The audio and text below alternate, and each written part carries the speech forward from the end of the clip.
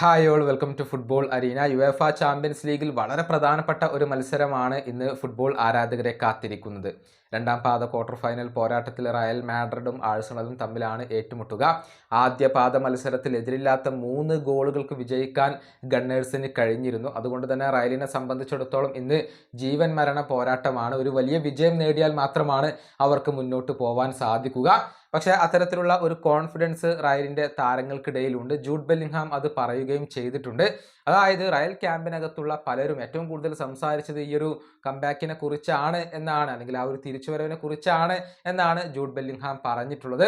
അദ്ദേഹത്തിൻ്റെ വാക്കുകൾ ഇങ്ങനെയാണ്: കഴിഞ്ഞ എവേ മത്സരം ഞങ്ങളുടെ ഏറ്റവും മോശം മത്സരങ്ങളിൽ ഒന്നായിരുന്നു. പക്ഷേ അതിനുശേഷം ഞങ്ങൾ എല്ലാവരും ഡ്രസ്സിംഗ് റൂമിൽ സംസാരിച്ചത് തിരിച്ചുവരവിനെ കുറിച്ചാണ്. അത് നല്ല ഒരു അനുഭവമായിരുന്നു. കാരണം മറ്റൊരു ക്ലബിലും നമുക്ക് ഇത് കാണാൻ കഴിയില്ല. തീർച്ചയായും ഞങ്ങൾക്ക് പ്രഷറുണ്ട്, പക്ഷെ അത് ഞങ്ങൾ വേണ്ട വിധത്തിൽ ഉപയോഗപ്പെടുത്തുകയാണ് വേണ്ടത്. ഞങ്ങൾ എല്ലാവരും തിരിച്ചുവരവിനെ കുറിച്ച് മാത്രമാണ് ചിന്തിക്കുന്നത്.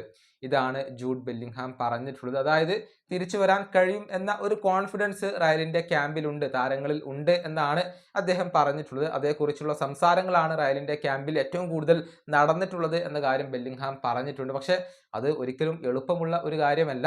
കാരണം റയലിൻ്റെ നിലവിലെ അവസ്ഥ നമുക്കെല്ലാവർക്കും അറിയാവുന്നതാണ്. ഡിഫൻസിൻ്റെ കാര്യത്തിൽ ഒരുപാട് ആശങ്കകൾ ഇപ്പോഴും അവശേഷിക്കുന്നുണ്ട്. ഏതായാലും ഒരു തീപാറും പോരാട്ടമാണ് ഇന്ന് ഫുട്ബോൾ ആരാധകരെ കാത്തിരിക്കുന്നത് എന്ന കാര്യത്തിൽ സംശയങ്ങളൊന്നുമില്ല. ഈ വീഡിയോയുടെ അവസാനിപ്പിക്കുന്നു. അടുത്തൊരു വീഡിയോയിൽ വീണ്ടും കാണാം.